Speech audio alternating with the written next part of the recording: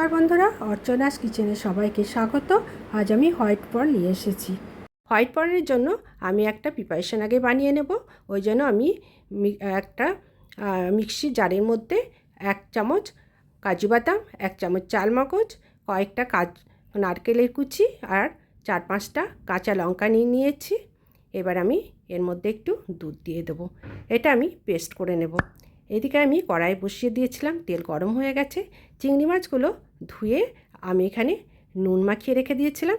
যেহেতু আমি এটা হোয়াইট পর্ন করব, তা আমি এখানে কোনো হলুদের ব্যবহার করব না। চিংড়ি মাছগুলো খুব বেশি ভাজবো না, জাস্ট একটু হালকা ভেজে আমি চিংড়ি মাছগুলো তুলে নিচ্ছি। আপনারাও তো অনেকেই চিংড়ি মাছের মালাইকারি খান, কিন্তু এই প্রিপারেশনটা অবশ্যই করে খাবেন। আমি এবার এখানে তেজপাতা, এলাচ, দারচিনি আর লবঙ্গ ফোড়ন দিলাম। যখন স্মেলটা বেরিয়ে গেল, তখন আমি কুচিয়ে রাখা একটু পেঁয়াজ দিয়ে দিলাম। পেঁয়াজটাকে আমি একটু ভেজে নেব যতক্ষণ না একটু নরম হয়ে যাচ্ছে। আমি একটু নরম করার জন্য একটু নুন দিয়ে দিলাম। নুন দিয়ে আমি এখন একটু নাড়িয়ে নিয়েছি। পেঁয়াজটা মোটামুটি আমার নরম হয়ে গেছে। আমি এবার এখানে 1 চামচ, ছোটো চামচের 1 চামচ জিরে বাটা, 1 চামচ আদা বাটা, 1 চামচ রসুন বাটা। আমি মশলাটা খুব কম পরিমাণে এখানে ব্যবহার করব। আর এখানটাতে আমি দিয়ে দিলাম কাশ্মীরি লঙ্কার গুঁড়ো, খুব সামান্য একটু। এটাকে আমি একটু টাইম ধরে এখন কষিয়ে নেব যতক্ষণ না মশলা গা থেকে তেল বেরিয়ে আসছে। আমার কষা হয়ে গেছে।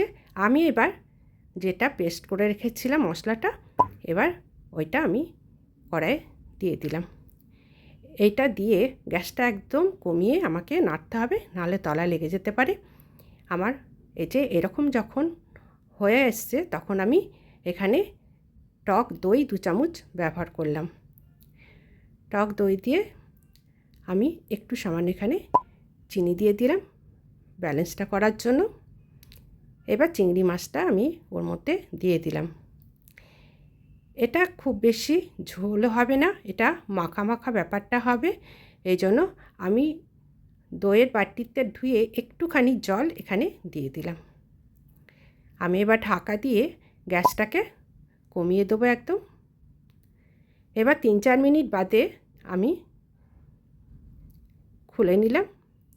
এই যে খুব সুন্দর তেল ভেসে উঠেছে এবং আমার হোয়াইট পর্ন হয়ে গেছে। আমি এবার এখানে একটু ঘি দিয়ে দেবো। এটা অবশ্যই আপনারা বানিয়ে খাবেন। আমি চিংড়ি মাছের মালাইকারি রেসিপি পরে দেব, কিন্তু আপনারা অবশ্যই যেন এটা একবার বানিয়ে খাবেন। এটা খেতে খুবই ভালো হয়। এবার আমি সার্ভ করে দিচ্ছি। আপনাদের যদি রেসিপিটা ভালো লেগে থাকে, তাহলে আমাকে ফেসবুক পেজটা ফলো করে দেবেন আর আমার ইউটিউব চ্যানেলে সাবস্ক্রাইব করে দেবেন। Thank you.